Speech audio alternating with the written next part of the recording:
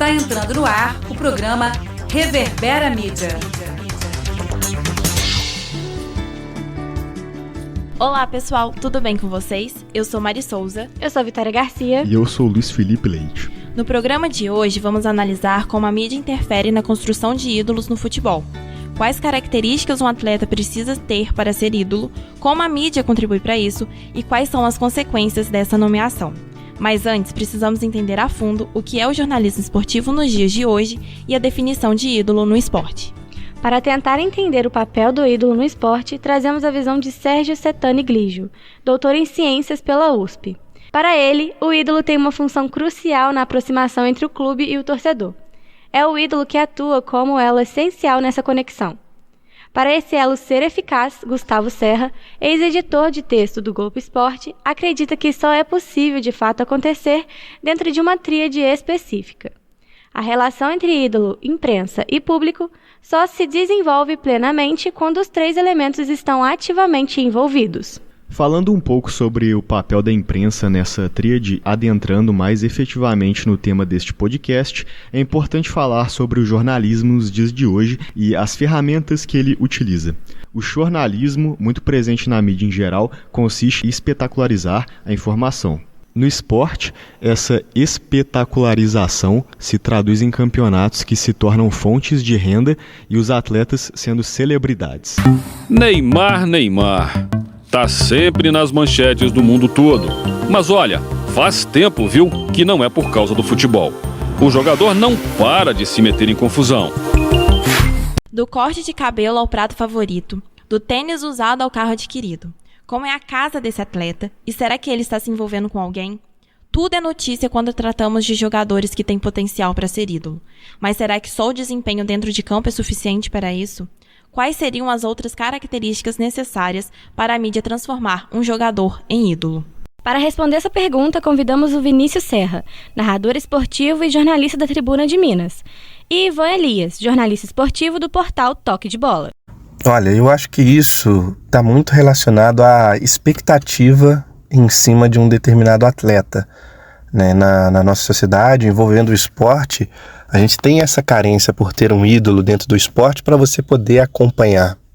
Então, a mídia, acho que de uma maneira geral, quando vê um potencial, principalmente, e hoje cada vez mais jovens, eles começam a tratar isso como uma quase realidade, começam a falar muito dessa situação, justamente para que as pessoas assistam a essa modalidade determinada por conta de uma pessoa que vem se destacando e que pode vir a se destacar ainda mais.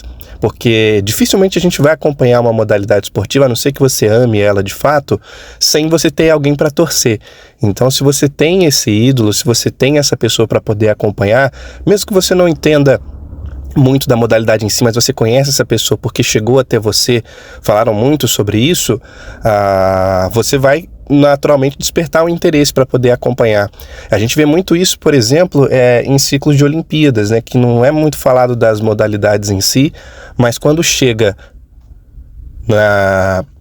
perto das Olimpíadas, começam a se falar mais desses atletas e se eles se, de fato confirmarem dentro da competição, o olhar para aquela modalidade já passa a ser diferente porque tem uma pessoa ali que se destacou e as pessoas começam a acompanhar isso de uma outra maneira. Foi assim com o skate, por exemplo, na última Olimpíada. Foi assim também com a ginástica artística recentemente, que tem se falado mais, muito por conta de Rebeca Andrade, que apareceu. Então as pessoas começaram a ter o interesse porque apareceu uma pessoa. Então por isso que eu acho que as pessoas, por isso que a mídia, de uma maneira geral, começa a tentar encontrar essas pessoas para trazer o público, para as pessoas poderem acompanhar.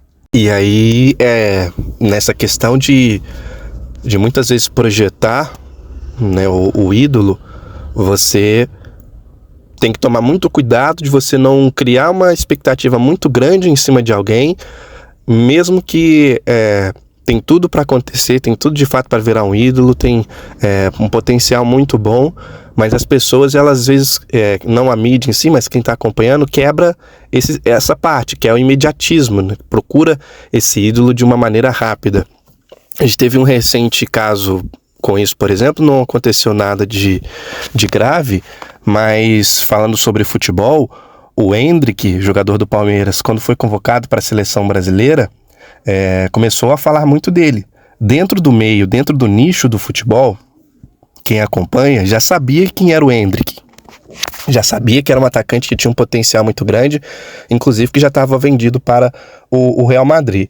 Porém, com a convocação para a seleção brasileira, o leque para cima dele aumenta. Então as pessoas começaram a falar mais, a mídia começou a trazer isso como um futuro grande jogador, e ele é muito jovem ainda.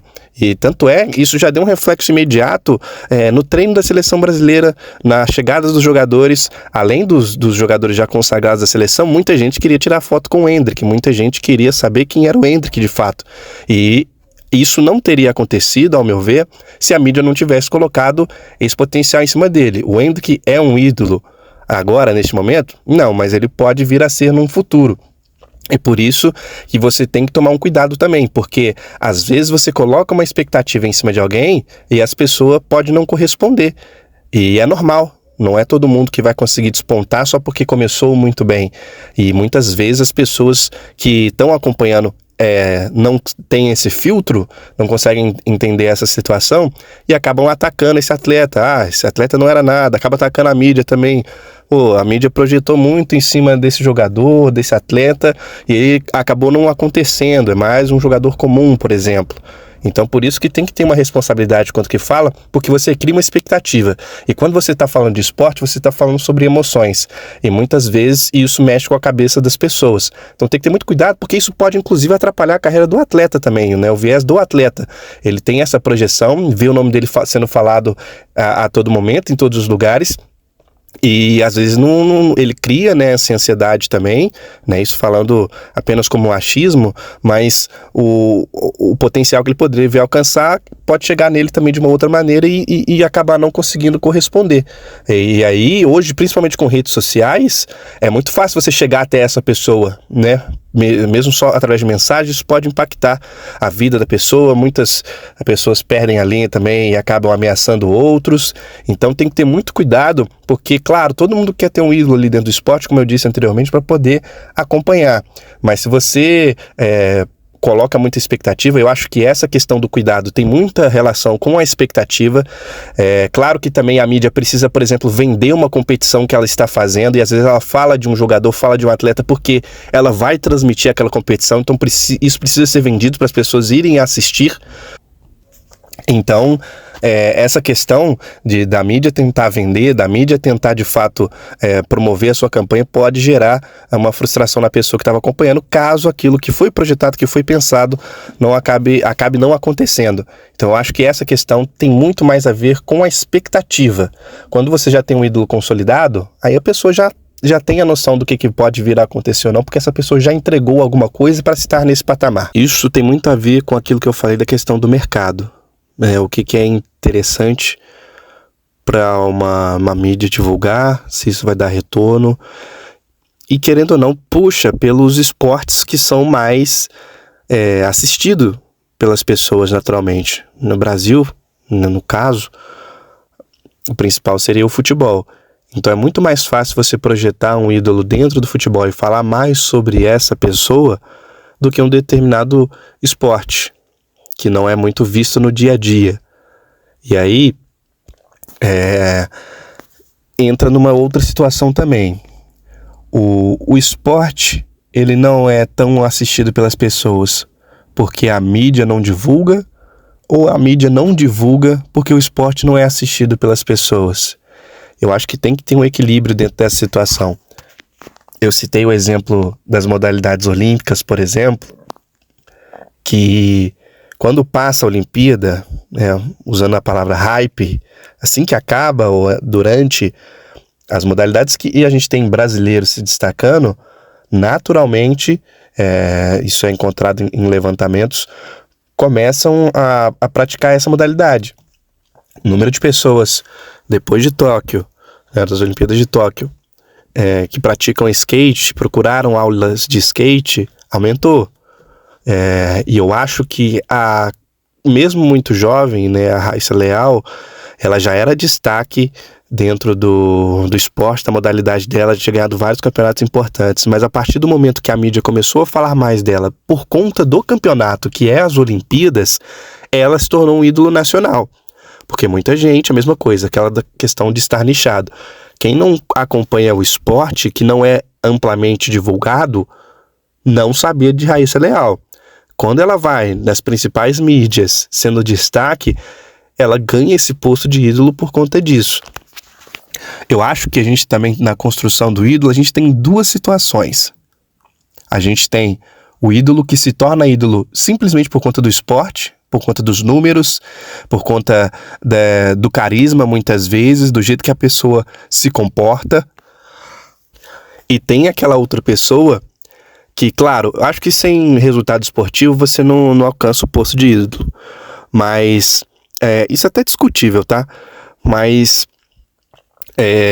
a questões do desempenho, junto com a mídia divulgando isso amplamente, semanalmente, isso cria uma idolatria maior em cima disso. Hoje a gente tem muitas redes sociais também, tanto pro bem quanto pro mal em relação a isso. Às vezes nem são jornalistas, às vezes só pessoas dando opinião, e muitas pessoas têm engajamento em cima disso, então é possível que essas pessoas formem opinião por conta disso. Elas são formadoras de opinião, assim como jornalistas também. E tudo entra nessa relação, na meu ver, nessa necessidade de criar um ídolo. Eu falei sobre a questão de resultado esportivo, mas muitas vezes um ídolo para uma nação não necessariamente está relacionado à questão do que ele desenvolveu dentro do esporte. Vou dar exemplo, por exemplo, do senegalês, o jogador de futebol, o Sadio Mané, aonde que ele mora, lá em Senegal, que é uma região muito pobre, é uma região inferior ali dentro do país, no quesito de cuidados básicos, de necessidades básicas, de desenvolvimento. Ele criou muitas coisas lá, criou escolas, deu desenvolvimento de saneamento básico, então ele melhorou a vila onde que ele morava e ele se tornou um ídolo também por conta disso.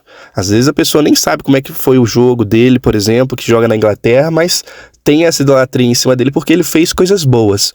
Então por isso que eu coloquei esse parênteses em relação a se tornar um ídolo, não necessariamente está relacionado à questão esportiva. E infelizmente ou felizmente, o dinheiro fala muito alto. Então se uma mídia claro que tem aquele parênteses de você não exagerar, você não inventar uma informação. Isso, dentro do jornalismo, tem que ser padrão, tem que ser seguido. Mas você vai falar normalmente mais de uma situação daquilo que você vai apresentar, daquilo que vai ser bom para você. Então esse confronto de interesses também está muito relacionado à criação de um ídolo. Quando o ídolo extrapola essa situação, que aí virou ao contrário, a mídia tem que falar dele porque ele está sendo um destaque, não tem como, aí de fato é aquele caminho natural da idolatria e a mídia só apenas vai sustentando, vai falando sobre as conquistas deste ídolo. Bem, o que a gente percebe é que alguns atletas, vamos ficar só com futebol, que eu acho que acaba sendo o exemplo do esporte que tem mais mídia, A gente tem alguns casos de jogadores que, vamos dizer assim, não precisam de serem transformados em ídolos pelo seu desempenho dentro de campo. Vamos pegar alguns exemplos, Você pega o Cano, atacante do Fluminense. A quantidade de gols que ele fez em 2 anos pelo clube, sendo um jogador já veterano e veio de um clube carioca que tem rivalidade, é uma quantidade absurda de gols. Então, o desempenho dele e os títulos, claro que os títulos também contam muito, quer dizer, o Fluminense foi bicampeão carioca, 2 vezes contra o Flamengo, que é o clube da mídia, o clube que tem investimentos muito maiores que o Fluminense, e o Fluminense agora, recentemente, foi campeão da Libertadores, e o Cano esteve presente em praticamente todos os jogos, fez um número absurdo de gols, A maneira com que ele faz os gols, a grande maioria, com um toque só na bola. Então, nesse caso específico, o desempenho técnico já contribui decisivamente para que esse jogador se torne um ídolo, né? Ele não precisa fazer tanta coisa fora de campo, né? Ele fica tão bonito, entre aspas, pelo que ele faz, que ele não precisa desse empurrão da mídia. A mídia vai mais ou menos na onda, né? Agora, a gente tem conforme está, né, nessa discussão do ídolo, da mídia, a gente tem realmente uma espetacularização de algumas coisas que jornalistas da minha geração, por exemplo, acham estranhas. Essa questão, por exemplo, de melhor jogador do mundo, e todo ano essa discussão entre Cristiano Ronaldo e Messi, isso, quer dizer, a gente não vê tanta importância nisso, né? E a gente vê que muitas pessoas discutem na parte da mídia também. O Cristiano Ronaldo faz mais isso do que aquilo, o Cristiano Ronaldo se empenha mais em campanhas, o Messi não se empenha. O que a gente percebe é realmente um exagero nessa abordagem de alguns jogadores. O caso do Neymar, que tem milhões de seguidores, o caso desse lateral Marcelo do Fluminense, que se você comparar, o Fluminense no Instagram tem pouco mais de 2 milhões de seguidores. O Marcelo, que jogou quase toda a carreira dele na Europa, tem mais de 66 milhões de seguidores. É uma coisa meio surreal, absurda. O Cristiano Ronaldo tem 613, acho que foi isso que eu vi da última vez, milhões de seguidores. Então é claro que esses jogadores vão também transformando isso em lucro para eles, para patrocínios, né? Tem uma parte que você vê, né, quem acompanha o futebol, o esporte de maneira mais crítica, percebe quando há uma forçação de barra e quando é uma coisa natural. A gente citou o caso do Fluminense do Cano, a gente pode citar o caso do Arrascaeta no Flamengo, por exemplo, né? Quem que é a mídia do Flamengo? É o Gabigol. Se fizer gol é mídia, se não fizer é mídia, se não for expulso é mídia, se for expulso também é mídia. Esse ano, por exemplo, desempenho técnico horroroso, abaixo de 0, né? Principalmente agora no segundo semestre. E se fala muito mais do Gabigol, porque o Arrascaeta, né, ele não é um cara assim que dá ótimas entrevistas, não faz média com ninguém, se ninguém for entrevistar, a impressão que a gente tem é que para ele está tudo bem. Então, o que a gente pode acrescentar nesse debate? Tem jogadores, no caso do futebol, só para não estender muito, que são ídolos pelo seu desempenho e não precisam da mídia. E outros, parece que a mídia força muito a barra. No caso do Flamengo, claro, pela grande torcida que tem, né? Qualquer jogador um pouquinho acima da média fez 5 jogos bons, né? Pelo Flamengo, que eu estou citando como exemplo. A boa parte da mídia tenta transformar aquele cara no novo Pelé, no novo Messi e no novo Maradona. Então tem muitos interesses comerciais, tem muita coisa envolvida, e a gente que tem um pouco mais de experiência lidando com o jornalismo, a gente consegue perceber quando é um ídolo natural e quando é uma forçação de barra. E, mais recentemente, a gente percebe que muitos jovens que começam brilhando na carreira acabam se perdendo no meio dessa confusão de redes sociais, de falar besteira e depois vir pedir desculpa.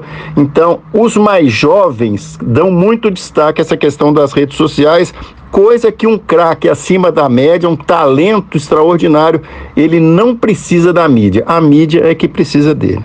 Agora que sabemos que, para se tornar um ídolo no esporte, precisa mais de habilidade dentro de campo e quais características interferem para a mídia selecionar o jogador a ser noticiado, precisamos falar sobre a relação inversa. Como os jogadores veem a sua vida exposta. Vamos explorar as complexidades dessa exposição constante e os impactos na vida pessoal e profissional dos atletas. A gente sabe que tem muita gente que fala um monte de merda, desculpa o palavreado. Você falou também, né, sobre algumas coisas que saíram. Então, acho que vocês da imprensa criam umas coisas para a torcida vem para o Maracanã com um pouco de dúvida, um pouco de mal intenção com os jogadores. Isso nunca aconteceu aqui no clube, desde a época do Diego, do Arão. No momento não tem nenhum problema de relacionamento entre vocês? Tem problema da gente com vocês, da imprensa, porque vocês falam... Entre vocês não tem? Tem da gente com vocês, da imprensa, porque vocês criam coisas na cabeça do torcedor, e aí começa a se criar um clima ruim pra dentro do clube, que os verdadeiros flamenguistas não podem acreditar. O Flamengo sempre é o nosso amor. A gente joga pelo Flamengo, a gente está todos os dias lá para correr pelo Flamengo.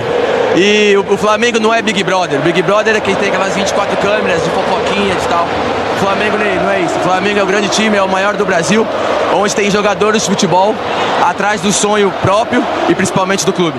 Na sociedade espetacularizada, os indivíduos na mídia se tornam espelhos, despertando admiração proporcional ao desejo de anônimos alcançarem o mesmo status. A apresentação midiática potencializa a vida dos atletas, convertendo a realidade em entretenimento e intensificando a experiência emocional da audiência. Altos e baixos no campeonato multiplicam a efemeridade da idolatria. Exemplos como os jogadores Obina, Jonas e Souza destacam como a mídia, com elementos engraçados e ridículos, podem construir e destruir heróis rapidamente. Na entrevista que ouvimos agora há pouco, Gabigol destaca que a mídia, ao construir narrativas, exerce uma influência significativa sobre a torcida, muitas vezes interferindo de maneira prejudicial nas dinâmicas entre torcedor, clube e jogador. Entretanto, vale ressaltar que, além da torcida, há outro grupo de personagens que sofrem impactos diferenciados por essa intensa exposição.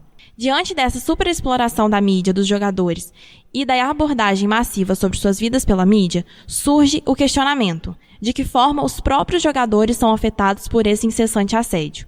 O desempenho dentro de campo é afetado? E o psicológico deles? Para entender sobre o impacto na vida dos atletas, convidamos o ex-jogador Hudson, com passagens por grandes clubes brasileiros e campeão da Copa do Brasil em 2017 pelo Cruzeiro. Minha relação com a mídia, ela sempre foi muito super positiva, né? Tanto quanto a mídia televisiva, que serve para propagar, para incentivar, para motivar o esporte, o futebol, no caso, que era a minha profissão. E sempre tive ótimo relacionamento com jornalistas, com comentaristas, e enfim. E com a era moderna veio, né, as redes sociais, que, por exemplo, o Instagram, que está muito vívido entre os torcedores, o que traz um contato muito próximo do torcedor ao atleta, né, ao ídolo, entre aspas. O que gera, lógico, um carinho mais próximo, um contato mais próximo, mas também gera uma cobrança muito maior, diária, né? Então, o atleta tem que saber lidar muito bem com isso. Em momentos de derrota dentro de campo, eu evitava usar a rede social, até para evitar ler comentários negativos, né? Às vezes até programas esportivos também, para que não afetasse, né, a confiança, a autoestima, porque hoje um atleta de alto desempenho, a parte mental, ela é tão importante quanto a parte física. Então, você evitar qualquer energia negativa, qualquer situação que possa te desmotivar é importante. Então, você tem que saber filtrar muito bem tudo que você absorve de rede social e de mídia, para que você possa manter o seu alto desempenho. E em alguns clubes, né, clubes de primeira divisão, clubes de segunda divisão, de terceira, até de quarta divisão do Campeonato Brasileiro. E a diferença é muito grande, né, dos clubes com maiores torcidas, como eu joguei no São Paulo, por exemplo, no Fluminense, no Cruzeiro, no Santos. Clubes que têm uma cobertura midiática muito grande, tanto em rede social, com a presença de torcedores, quanto no dia a dia do clube, com jornalistas, entrevistas, cobertura de jogos. Há uma diferença muito grande entre os clubes maiores e os clubes pequenos. Os clubes menores, a pressão é muito mais interna, né, de diretoria, de comissão técnica por desempenho, do que propriamente de externa, né, de televisiva e de rede social. O jornalismo esportivo tem experimentado um notável desenvolvimento no país, e à semelhança do jornalismo em geral, é imperativo manter um compromisso intrínseco com a verdade. É fundamental exercer ética e compreender o quão danoso pode ser vincular informações inverídicas, distorcidas, tendenciosas ou sensacionalistas. Este cuidado é essencial para evitar prejuízos tanto para a torcida quanto para o clube e os ídolos. A responsabilidade na divulgação de notícias esportivas é crucial para preservar a integridade do esporte e garantir uma cobertura jornalística que promova a transparência e a veracidade. Os ídolos são uma constante ao longo da história e continuarão a desempenhar um papel significativo. No entanto, é importante que nós, comunicadores, exerçamos cautela na forma como construímos essa ponte entre clube e torcida por meio dos ídolos. A responsabilidade recai sobre nós para moldar essa narrativa de maneira ética e cuidadosa, reconhecendo o impacto que ela pode ter na dinâmica entre os fãs e suas equipes. O nosso podcast está chegando ao fim, mas antes queremos sugerir o documentário Predestinado, disponível no Globoplay, que retrata a jornada do jogador mencionado, Gabigol, desde a sua origem até a conquista da Libertadores pelo Flamengo em 2019. É relevante mencionar que o documentário foi alvo de uma disputa judicial entre o jogador e a Globo. Na última edição da série de 4 episódios, a emissora optou por incluir a detenção do atleta em um cassino clandestino em São Paulo, violando o toque de recolher contra a Covid-19 em 2021, ano de seu lançamento. Para os entusiastas do futebol, é recomendável explorar a extensa variedade de documentários e reality shows que abordam a vida dos jogadores, possibilitando uma reflexão sobre os efeitos tanto da mídia, ao transformar o atleta em celebridade, quanto da postura do atleta ao se apresentar como uma figura pública. Nesta edição do Reverbera Mídia, usamos áudio da TV Globo e da Record TV. E agradecemos a participação do Vinícius Serra, Ivan Elias e Hudson. O Reverbera Mídia é uma produção da professora Maris Baesso e dos alunos do 4º período de Jornalismo em Publicidade e Propaganda na disciplina de Crítica Midiática. O áudio e a edição são de Mari Souza e Gabriel Lopes. Nós ficamos por aqui e até a próxima.